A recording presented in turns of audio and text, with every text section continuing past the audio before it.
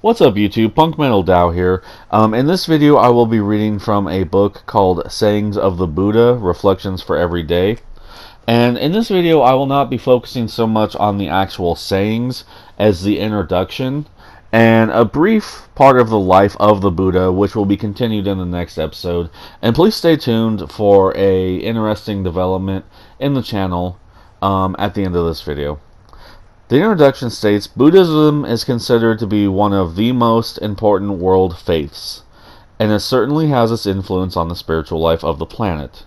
It is estimated that half of the countries of the world have been directly influenced by Buddhist thinking. How many practicing Buddhists actually exist on the face of the globe is hard to estimate, but what is evident is that the power of Buddhism the power of Buddhism to capture the imagination of the human mind is as strong today as it was when the Buddha gave his doctrine of the middle way to a gathering of 5 men who had been his original followers in the deer park in Sarnath, I believe it's pronounced, in about 450 BC. This was a teaching that he himself thought long and hard about before delivering, because he thought it so subtle and demanding that few would be able to follow. And yet, here in a time in which materialism is said to govern our thinking, the power of this man's spiritual realization still has a profound influence, and a growing one, particularly as far as the West is concerned. And that's very interesting because, this is obviously a very Eastern philosophy. However, in a culture where Christianity still kind of reigns supreme, they're basically saying, in my opinion, that an Eastern philosophy is kind of growing within, not in a bad way, but so that's a very interesting statement to make in this book. This says a lot about what this one man discovered in deep meditation. It also says a lot about us as human beings. Are his words of such forceful influence because they speak directly to something which all of us hold within us, and in our more penetrating moments dimly realize? And that's definitely a very interesting statement too. It kind of seems to seek to address why Buddhism is having a hold on the Western philosophy, or the Western, part of the world rather. And it could be something that we kind of realize, at least to some degree. We sit here and we talk about how, oh man, I really want this, but I don't have the means to obtain it. And then the means to obtain it are usually like putting in extra hours at the office, and you're just so inherently tired, and you're picking up this item that you want, and you don't fully enjoy it because you're just worn out. And so that seems to be kind of a prime example of how materialism, and how much we really kind of value material in the West, kind of isn't so healthy for us. And so maybe that's why we start to embrace the words of the Buddha.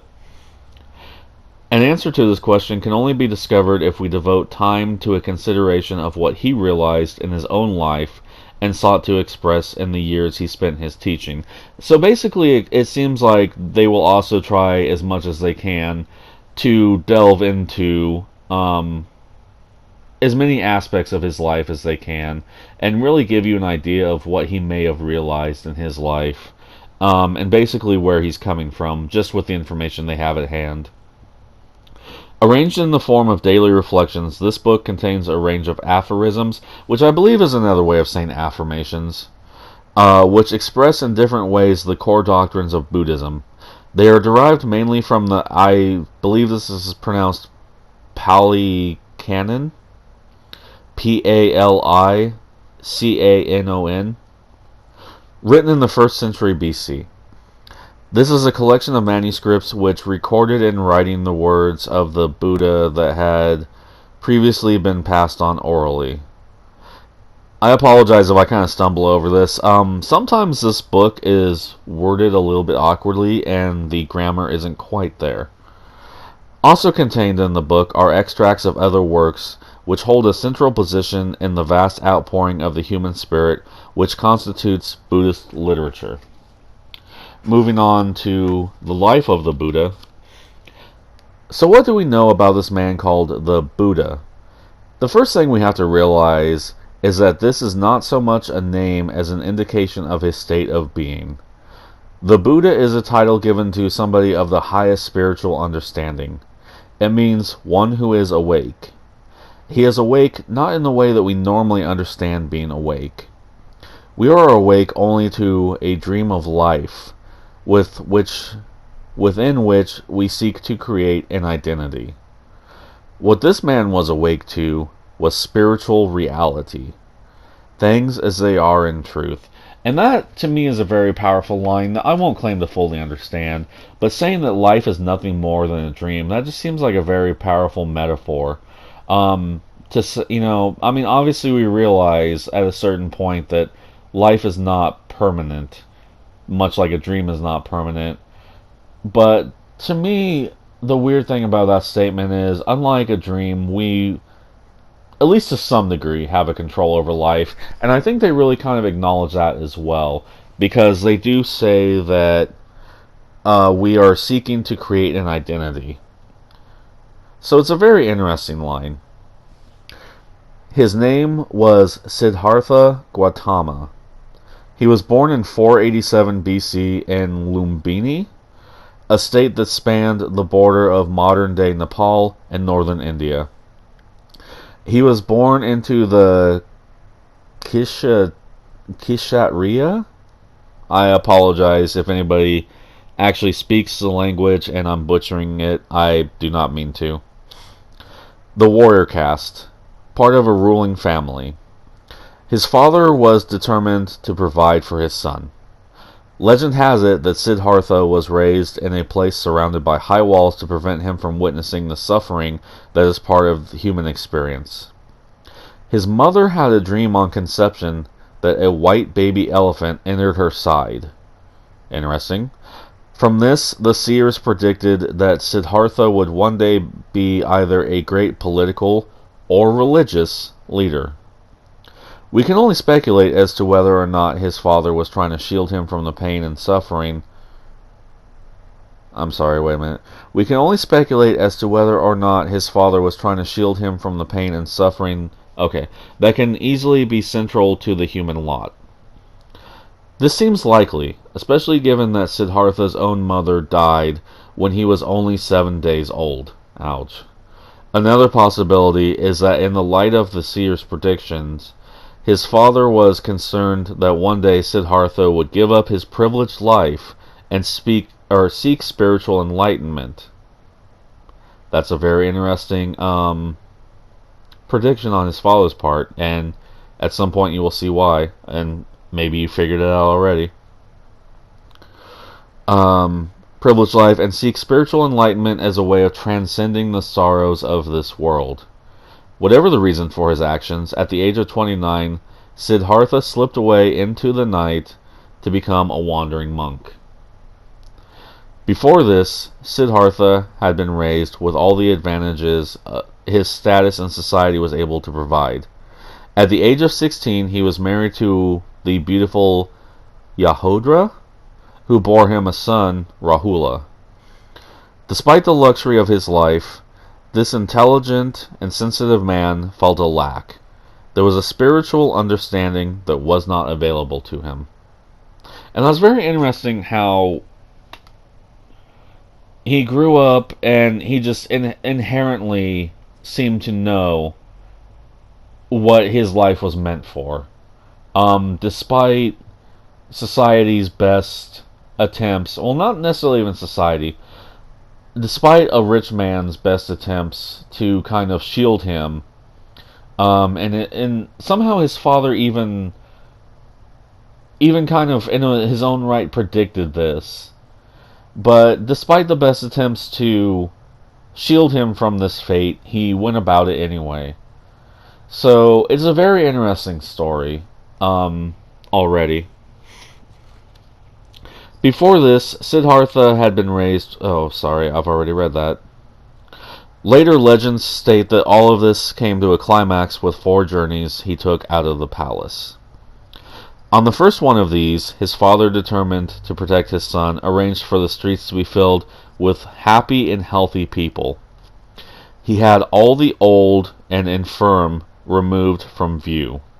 but as chance would have it, one remained undetected.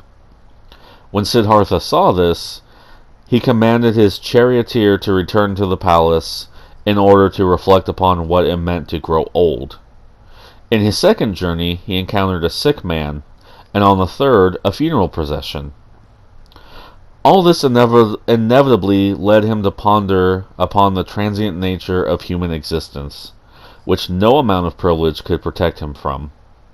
On his fourth journey, he spoke to a holy man, a conversation which sowed in him the belief that it was possible to find a spiritual solution to what today we call existential misery. So, kind of wrapping it up here because I don't want to make this video too long. In summation, the Buddha definitely lived a life of intrigue. He inherently knew who he wanted to be. He could not, no matter how rich someone was, they could not contain who he was. And I feel that alone is a very powerful message. We look up to all these rich people, whoever they might be, and we say we want to be like them, and maybe I'm wrong, but to me that seems like we don't want to be us, we want to be them. We can't just embrace ourselves. We have to be them. We have to be this person with all this money who's plastered all over the television, who's smiling, who looks good all the time, even though it's probably a lot of smoke and mirrors, it's makeup, it's plastic surgery, it's whatever. You know, we can't just be ourselves. We have to look up to all these other people, and that simply was not the Buddha. The Buddha, Siddhartha Gautama, absolutely wanted nothing more than to be himself. So, as far as the channel update goes, if anybody has been following my series, reading the Tao Te Ching, the copy of it that I have been reading from definitely leaves the interpretation up to you. And that's what I've been doing in those videos. I now have in my possession a book that not only gives a brief history, and it doesn't just give a brief history of Lao Tzu, interestingly enough, it gives a brief history of some of the rulers of that time and what happened, maybe kind of setting the tone for Lao Tzu and his way of thinking. I have not read that far ahead. I'm not entirely certain on that. But it presents the Tao Te Ching in a much simpler form. It seems to very directly say what this individual believes the Tao Te Ching was meant to convey. So I will be saving that for later. I will continue on my path of my interpretation of the Tao Te Ching until that book is over. And then I will be reading from the book that has more of an interpretation to it. But if you like this video, please feel free to like, share, comment, and subscribe. Ring the notification bell. All the typical crap you hear at the end of every single YouTube video. And if this video wasn't your thing, I appreciate you giving me a piece of your time. And regardless of where life takes you, here's wishing only the very best to you and all those closest to you. Thank you. Have a wonderful day. And please feel free to check out my friends' channels. Rochet85 does Star Wars Battlefront. He is an amazing player at it. He has been playing from a very young age when the originals came out. My friend Katarina Ivory does Drag Queen Storytime, as well as Snackbox. From snack boxes from various places around the world. I believe Katarina's done Poland so far and Britain. My friend Black Angus Reviews, he basically gives a lot of social commentary on life, whether it be, you know, breaking news stories or the whole SJW culture thing and feminism. He also does a lot of movie reviews. So if that's something you would be interested in, please feel free to check him out. And a friend of mine, All Your Data Belongs to Us. He is doing a lot of videos that are very artistic and up for interpretation. I don't know why I can never talk in these videos. At some point, I believe he still wants to do a video on essentially how bad technology can be for you, primarily social media. But I'm not entirely sure on that. Please don't quote me on that. But if any of those channels sound intriguing to you, I will have links in the description down below. And have a great day. Thank you.